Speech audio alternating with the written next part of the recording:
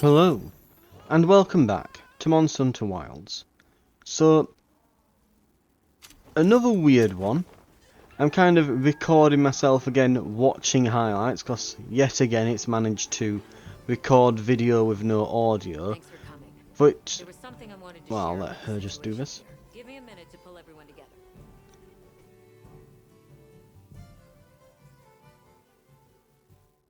So, was there some problem? You know about the eruptions in this area, right? Of the energy that the Guardians feed on? We do. Energy funneled from the Dragon Torch overflows out of these openings, correct? That's right. I'm not sure if you've noticed, but they've been going non-stop for a while now. We still don't know the cause, so don't get any ideas. Wasn't anything I did, but the Guardians are feasting well, I'll tell you that. What that means down the line, we'll have to see. What worries me most are the ice shard cliffs. The weather there started going wild, just like here. Understood. We'll prepare for an emergency as we continue our regional investigations. Thanks. We'll keep a close watch here and do what we can to contain it. As for everywhere else, I'm afraid we have no choice but to continue to rely on your Avis unit. Not a problem. We're on it. Let's leave things here to the Astrum unit and continue focusing on weather anomalies. So as I was saying, yeah, it seems to, like, toward the end of this video, it kind of clears up and the audio's back again, like my microphone audio. But for some reason, it's muted until like the last 4 or 5 minutes.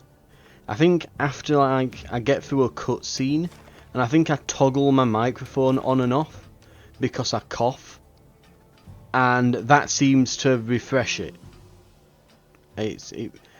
I don't know. It must have thought that it must have like been showing my microphone as on, because there's a little light, a little red light when it's muted. So maybe I'm starting to wonder now if the little light in my microphone is on the fritz, or if perhaps that it's something to do with the PS5. Just sometimes maybe when you start a recording, it doesn't automatically start doing the audio sometimes. I don't know. It's very odd. I'll get that much now.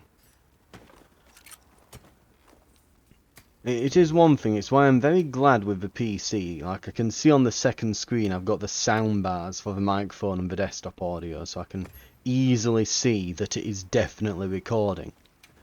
And it's picking up all the audio and things. I'm honestly really beginning to get second thoughts about doing recordings on the PlayStation in future, just because the share functionality button is just, well, trash is an understatement, but it's more like all the tools around it. It's just not as good as PC, like the workflow and things and what you can do and can't do, and especially audio balancing. It's just being able to see it and things on PC so much easier. Anyway, side mission, we're hunting the Hirabami while we try to get our hunter rank up. 2 of them in this one, so we're going to try and separate them out and go from one at a time. We've got the gunlands as usual. It's very funny, I'm filming this and I remember literally doing all of this. Like, I'm trying to figure out what I have to do to trigger it. I'm looking around there for like a lever, and of course it is at that spot but on the other side. So I'm on the right idea. And of course I've mashed. Yeah. You have to press it twice. So I pressed it once and then there's like this, that kind of readies it, and then you're meant to press it to activate. So because of that, we've trapped ourselves in here with both of them. Love that. Anyway, yeah, it's strange looking back at this, because I have, since then I have, obviously I'm now at a point where I've beaten the game, and I've been trying out different weapon builds. I've even actually started using dual blades, and I've started using the bowgun more, just to mix things up, because you kind of have to make a bit of your own fun once you've beaten the game and you've run out of monsters to kill, unless you just want to repeatedly do the same thing, which I'd rather not. But yeah, so looking back at it, it's like, yeah, It's strange seeing like me in my old gear and things. Anyway, the gun lance is surprisingly good against the Hirabami. You wouldn't think it to be, but it really is. Like, having used other things against them, they move around a bit too much, like my brother tells me, for the bow. They're a bit too agile to really get a good beat on them. The heavy bowgun though that I've used is actually pretty good. Because it just rapidly fires into them. Yeah, it's just surprisingly good at allowing you to keep tracking the target. Good heal there for my cat. Good old Tomcat doing his job well. But yeah, as I was saying, so the actual bowguns are pretty good. And the bow and arrow, again, I'm trusting what my brother's told me here, though he's not the best user of a bow and of a bow and arrow in the world. It is his main weapon though, so I'll trust him on it. He's had a good few hundred hours in it. So I assume he knows more than me. But the gun lance though is the surprisingly good one at this. It's mostly because it has two things really going in its favour. One, you can do that kind of uppercut move, and this has finally come off cooldown, so we can trap one. And here I'm thinking maybe if I can shoot the thing, I'll be able to do a lot more to it. I've got my minigun mode charged. I don't remember the name of all these things. I think there it is up in the top right. I think it's the Wivenheart ignition or something. I just call it minigun mode. It's more memorable. I don't remember any of the names of the moves. I don't remember like the special names. Like the gun lance, I know it's like it has an uppercut, right? And I call it uppercut because you literally thrust the thing upward and uppercut them with it.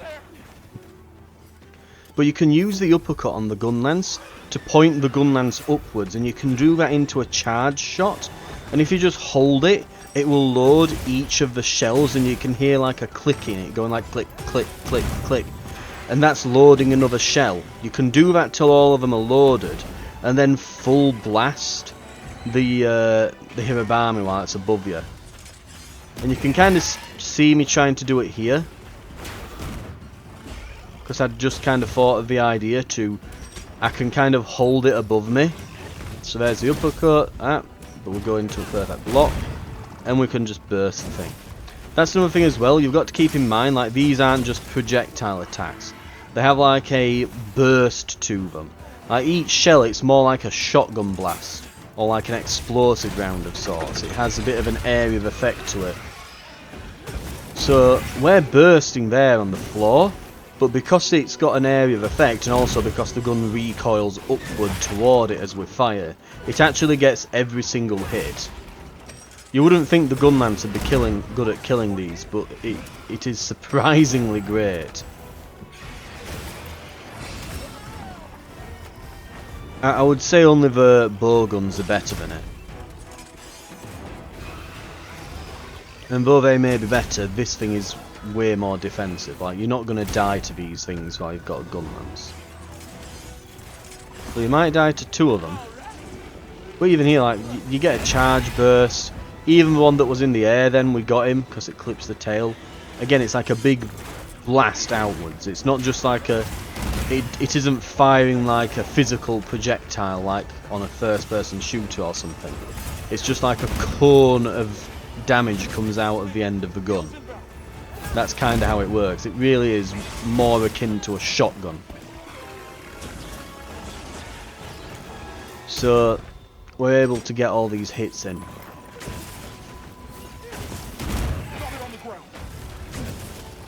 I think this one's not got long for this world now. I can see it on the map there. It's got the little skull icon on.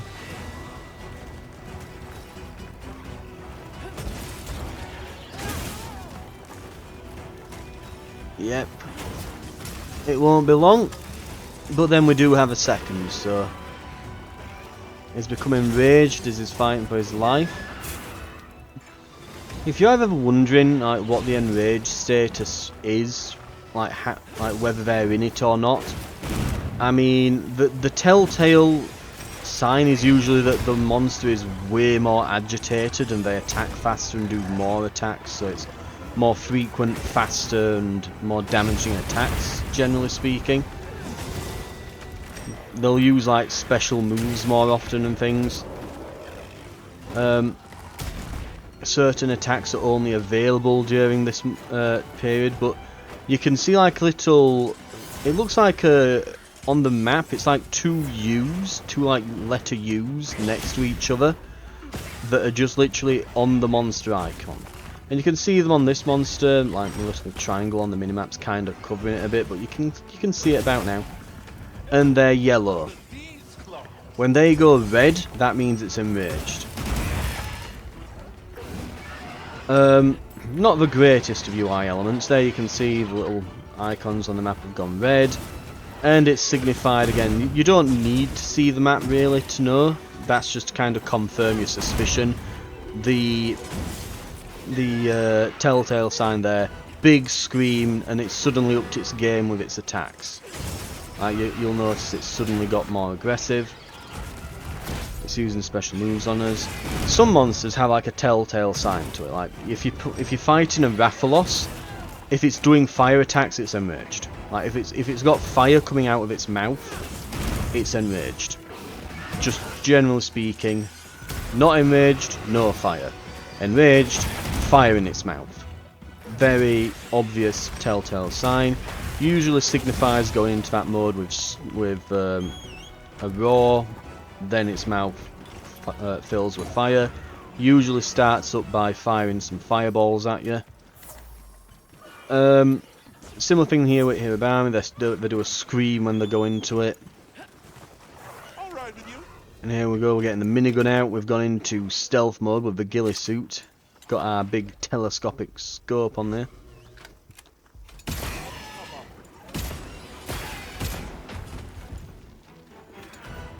Minigun mode engaged.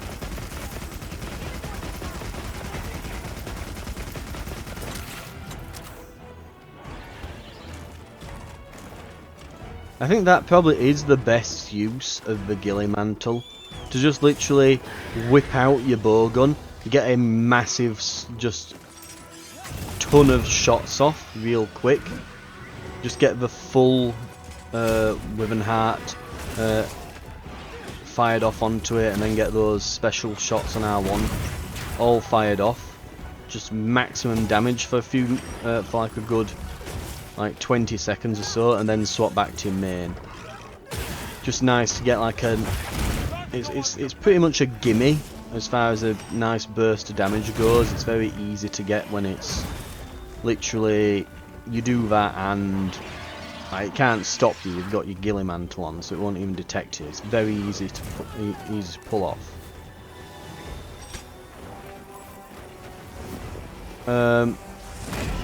Ooh, good shot. Just about managed it. Bit of a glance. I don't think every single projectile hit on that.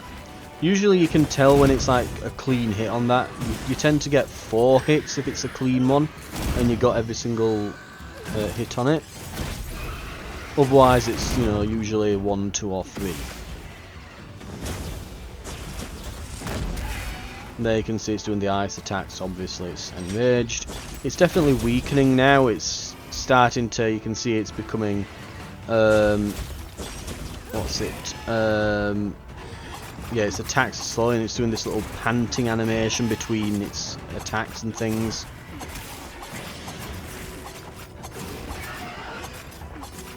Excellent use of the terrain.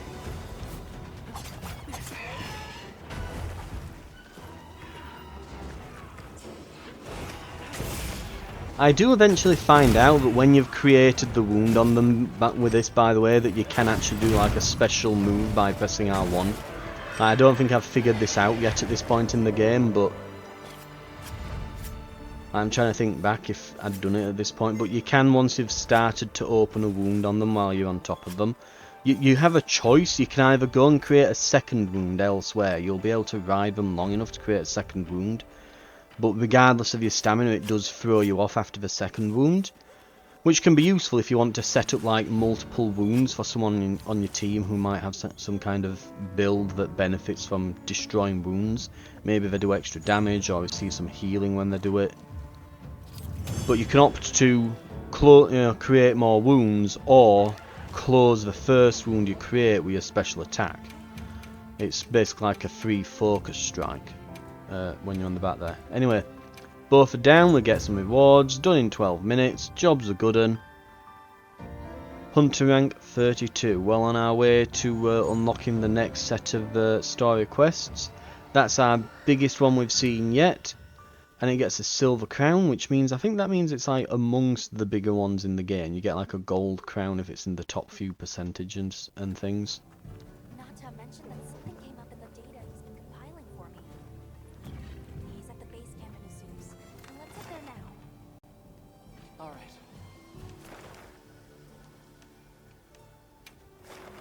Right, and with that, we have to report in.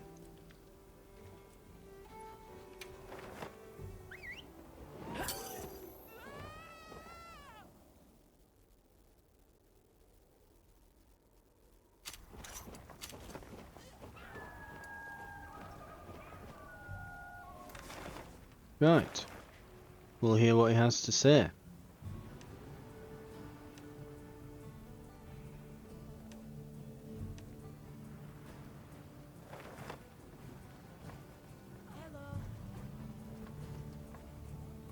Hey, thanks for coming. Mr. Satesh said something was strange down below.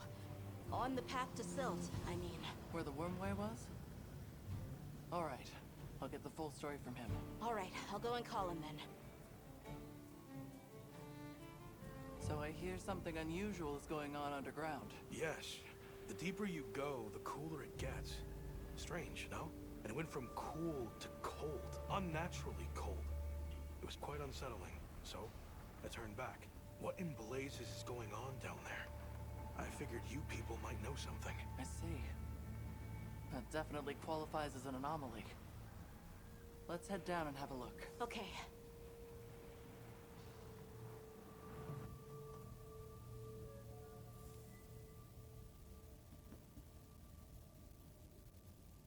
Whoa. Something this big can freeze solid? If it's cold enough here for this to happen. Right. Reports from base camp on the other side say the blizzard there shows no signs of letting up. Details remain unclear, but Jindahad has been observed in a dangerously agitated state. So, is that what's causing this? Maybe. The dominant monster in each region has evolved, adapting to the climate in their region and drawing strength from the weather phenomena. Exactly. What we're seeing is likely the synergy of a fierce blizzard and Jindahad's agitation. More troubling still is how the resulting freeze may be disrupting the flow of energy here. Now that I think about it, everywhere seems to be in the season of fallow. The normal flow of energy beyond this point has been blocked. We need to find Jindahad. All right. Let's prepare at the Ice Shard Cliffs base camp first.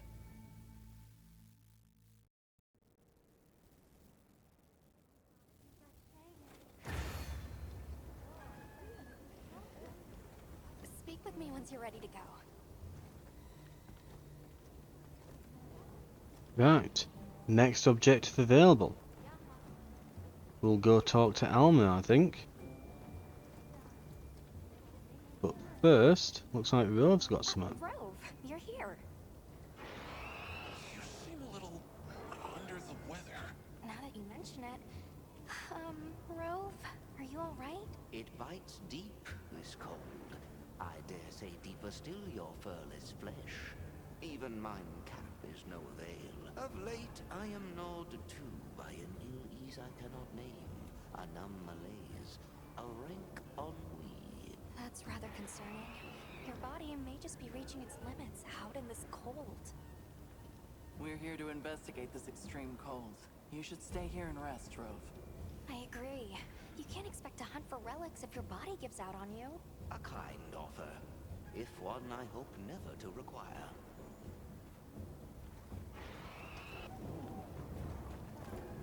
let's go and... Where are we? We'll talk to Alma and accept that quest and do that next time. For now, however, we can have a look at the smithy here. Talk to Gemma. See what this Hirabami stuff can get us, if anything. What are we making today? Yeah, it's just rarity 5 gear. It's nothing crazy good. Scale layering, adrenaline, which gives us temporarily reduces stamina depletion when health is 40% or lower. Or master mounter, and it requires 3 for these. And it looks honestly not that great. I mean, certain pieces of it aren't bad, you know. It's or that if you want like a crazy hairstyle.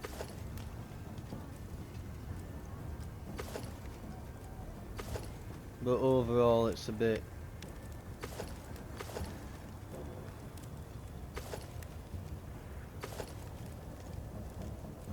Just, it's not that great. I think we're gonna try and get straight to. Yeah, I think we'll probably move straight to like rarity 6. Next we'll get the chance to. Rather than trying to put together any kind of rarity 5 build or anything like that. Let's just see what's available at rarity 6 and move straight to it once we've made a decision. Right. For now though, thank you very much for watching. And yeah, we'll see what we can do next time. In terms of getting this cold done. It looks like we're going to be hunting a Jindahad. I'll see you then.